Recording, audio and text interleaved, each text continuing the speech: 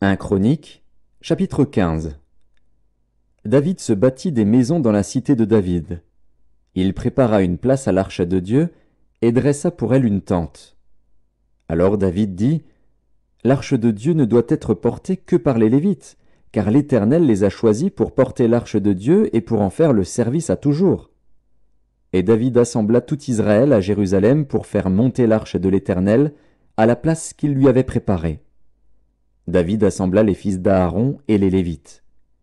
Des fils de Kehath, Uriel le chef et ses frères, 120. Des fils de Merari, Azaja le chef et ses frères, 220. Des fils de Gershom, Joël le chef et ses frères, 130. Des fils d'Élitsaphan, Shemaéja le chef et ses frères, 200.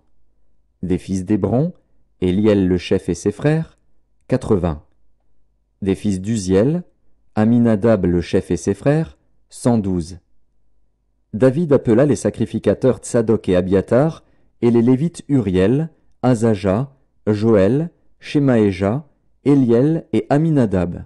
Il leur dit, « Vous êtes les chefs de famille des Lévites. Sanctifiez-vous, vous et vos frères, et faites monter à la place que je lui ai préparée l'arche de l'Éternel, du Dieu d'Israël. Parce que vous n'y étiez pas la première fois, l'Éternel, notre Dieu, nous a frappés, car nous ne l'avons pas cherché selon la loi. » Les sacrificateurs et les Lévites se sanctifièrent pour faire monter l'arche de l'Éternel, du Dieu d'Israël. Les fils des Lévites portèrent l'arche de Dieu sur leurs épaules avec des barres, comme Moïse l'avait ordonné d'après la parole de l'Éternel. Et David dit aux chefs des Lévites de disposer leurs frères les chantres avec des instruments de musique, des luths, des harpes et des cymbales, qu'ils devaient faire retentir de sons éclatants en signe de réjouissance. Les Lévites disposèrent Éman, fils de Joël, parmi ses frères, Asaph, fils de Bérekia.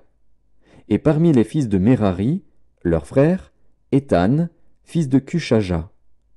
Puis avec eux leurs frères du second ordre Zacharie, Ben, Jaaziel, Shemiramoth, Jéhiel, Uni, Eliab, Benaja, Maazéja, Matissia, Éliphélé et Miknéja, et Obed-Édom et Jéhiel, les portiers.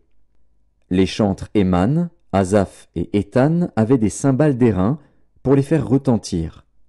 Zacharie, Aziel, Shemiramoth, Jéhiel, Uni, Eliab, Maazéja et Benaja avaient des luths sur Alamoth.